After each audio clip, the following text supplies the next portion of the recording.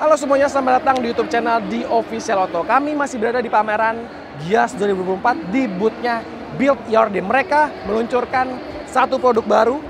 Ini adalah BYD M6, sebuah MPV listrik untuk keluarga yang menawarkan hingga konfigurasi 7 penumpang. Kita akan bahas tuntas apa saja keunggulan dan juga tawaran menarik, sekaligus mencoba secara perdana mobil ini di pameran Gias 2024. So, check this out.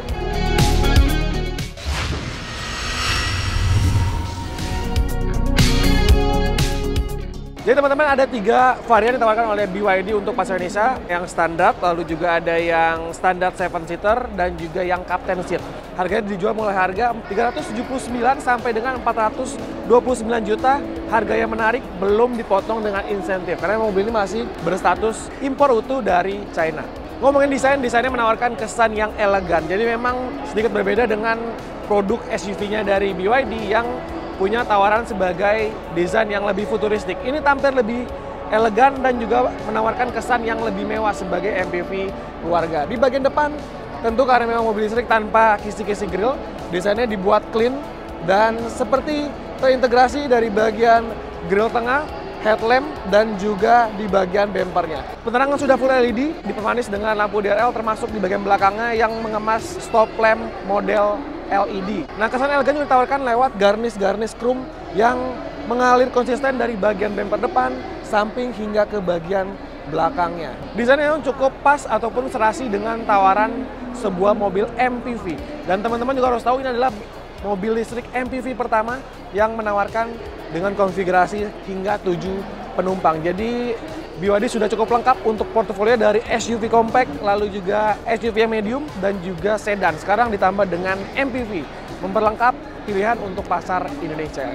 Untuk dimensinya, ini menarik teman-teman. Sebagai MPV, dia punya panjang hingga 4,7 meter, lalu juga lebar di 1800 mm, dan tingginya hampir 1,7 meter. Ini dimensi yang bisa dibilang mirip dengan Toyota Zenix Hybrid. Kemudian untuk wheelbase-nya ada di 2800 mm. Ini paling besar ataupun paling panjang dibandingkan dengan rival-rivalnya, mulai dari Wuling Cloud dan juga Ion Y+, memberikan tawaran ataupun kelegaan, keluasan di dalam kabinnya. Tapi memang sedikit highlight saya untuk ground clearance-nya, dia terbilang cukup pendek di 170 mm. Desain elegan ini juga ditawarkan dengan visual pelek yang cukup sporty. Dual two-tone dengan ring 17 dengan balutan ban 225/55. Jadi memang profilnya cukup tebal. Rasanya juga akan menawarkan handling dan juga keempukan yang menarik. Nanti kita akan coba. Oke, secara spesifikasi dia dibekali dengan motor tunggal di bagian depan, berjenis permanen motor Synchronous, punya tenaga di 201 HP untuk varian tertinggi, sementara varian terendahnya menghasilkan tenaga di 160 HP. Tapi untuk torsinya sama di 310 Nm. Untuk pengecasannya, klaim dari BYD, karena dia sudah support untuk CCS2 pengecasan DC dari 10 sampai 80% bisa tuntas dalam waktu 40 menit saja. Kemudian untuk jarak jangkaunya, cukup menarik karena ada 2 pilihan ya. Pertama 420 km dan juga 530 km berdasarkan standar pengetesan dengan menggunakan metode NEDC. Jadi kisarannya kasar-kasarnya mungkin dari Jakarta sampai ke Semarang hanya butuh sekali cas saja. Dan tawaran desain interior juga menarik, menawarkan kesan yang mewah lalu juga elegan. Seluruh jok sudah dilapis dengan kulit sintetis dan juga dipermanis dengan bahan soft touch yang konsisten dari bagian door trim hingga ke bagian dashboard tengahnya. Untuk urusan hiburan, pakai head unit berukuran 15,6 inci yang sudah rotating ya, khas sebuah produk BYD termasuk di M6, dan mengemas cluster meter TFT 5 inci dengan perpaduan konsol analog di bagian sebelah kiri dan sebelah kanannya. Fitur-fitur keselamatan juga sudah dibekali dengan ABS, lalu juga ada EPB, EBD, Hill Start Assist, dan masih banyak lagi fitur-fitur yang memang jadi salah satu nilai jualnya, termasuk tawaran fitur ADAS dari Adaptive Cruise Control hingga Lane Keeping Assist. Totalnya ada 10 fitur ADAS yang akan memberikan proteksi lebih sebagai pengemudi dan juga sebagai penumpang di dalam kabin dari BYD M6. Jadi memang ada 2 tawaran konfigurasi tempat duduk. Pertama adalah yang standar seperti ini, jadi tengahnya full sebagai 3 penumpang, tapi ada juga tawaran sebagai captain seat yang ingin lebih spacious dan juga lebih privasi dan tentunya juga tampil lebih mewah.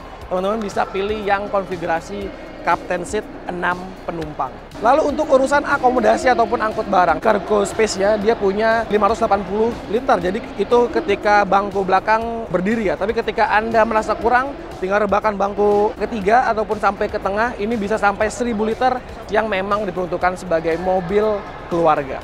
Ya, sekarang kita langsung coba bagaimana impresi perdana dari BYD M6 di lokasi test drive tertutup ataupun yang nggak terlalu banyak, tapi kita akan coba gali potensi dari sebuah MPV listrik dari BYD ini. Oke teman-teman, sekarang kita akan langsung cobain BYD M6. Jadi ini ada area khusus ya, jadi kita hanya impresi saja. Oke, karena memang mobil listrik nggak ada suara, senyap sekali. Kita langsung cobain MPV 7-seater pertama di Indonesia dari BYD.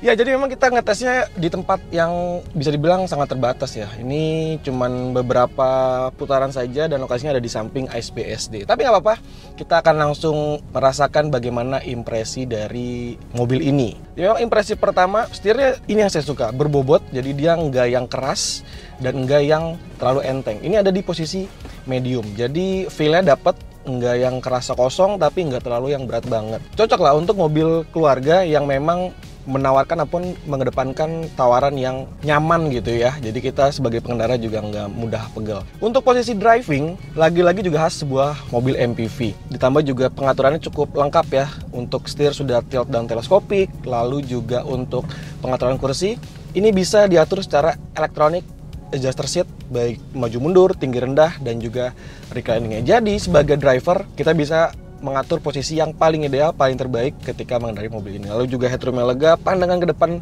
luas. Untuk suspensi kita cobain nih. Jadi dia pakai MacPherson strut di depan dan di belakang pakai multilink. Oke. Ya, ini dengan kecepatan yang pelan ya, 10 km per jam, empuk. Jadi memang khas sebuah mobil MPV, mobil keluarga. Sekarang kita akan langsung cobain akselerasinya. Jadi memang singkat aja, ini pakai drive mode yang sport, paling besar. Oke, ya jadi memang karakternya bukan yang menyentak ataupun bukan yang langsung menarik posisi badan ke belakang ya. Ini cukup linear, jadi ideal benar untuk sebagai mobil harian. Jadi kita nggak kagok dengan bukaan pedal akselerator yang terlalu menjambak. Sekarang kita akan cobain obstacle EV water yang disediain sama Gias ya. Jadi kita buktiin nih, ternyata kalau mobil listrik itu memang seharusnya aman. Dan kita cobain di sini. Ini ada sekitar setengah ban lah ya. Kita akan cobain. Oke, ini udah tenggelam nih, setengah ban, sebenarnya aman-aman aja.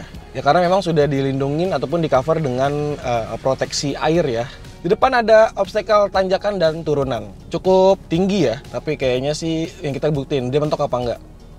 Oke, suspensinya empuk loh di depan dan belakangnya. Oke, aman. Ya, jadi memang ada 3 opsi modus berkendara ya, dari Eco, Normal, dan Sport. Kalau misalkan butuh efisiensi daya baterai, bisa pilih yang Eco. Lalu juga yang Normal, ini lebih ke bisa menghemat juga tapi dengan output yang lebih dibuka sedikit. Dan yang Sport ini untuk kita berkendara secara fun to drive. Memang modus berkendara yang sportnya nggak terlalu yang menjambak, tapi menurut saya sih udah cukup lah untuk sebagai mobil listrik yang memang diciptakan sebagai mobil keluarga. Kita akan cobain radius putarnya. Ini enak banget nih, setirnya enteng, tapi nggak yang terlalu ringan banget ya. Ini kita 1 putaran, apakah dapat? Yes, dapat. Jadi memang ketika teman-teman ingin memutar di putaran yang cukup sempit pun, ini masih bisa menjangkau ataupun masih bisa memberikan radius putar yang terbaik. Kita akan coba sedikit agak kencang suspensinya. Iya. Empuk, suspensinya empuk. Kita cobain, ini agak besar nih gundukannya nih. Wih, ya ini tadi hampir 30 km per jam, masih cukup empuk keredamannya.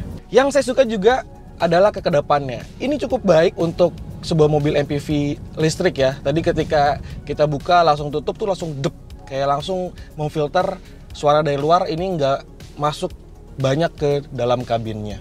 Tentunya juga menunjang kenyamanan, apalagi ketika dipakai untuk kebutuhan jarak jauh. Wah, ini jadi nggak sabar dan juga penasaran ya bagaimana nanti ketika mobil ini dipakai untuk kebutuhan harian, dan kita akan nanti coba juga untuk kebutuhan jarak jauh.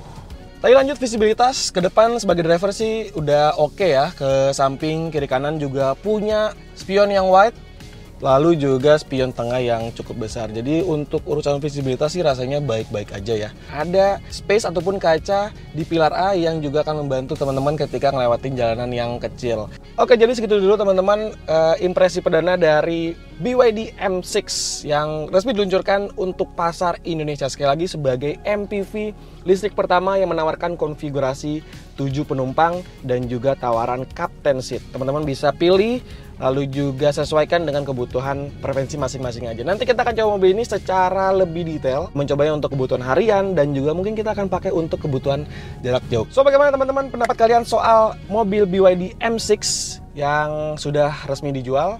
Sampaikan pendapat kamu di kolom komentar dan sampai jumpa di video berikutnya. Ciao.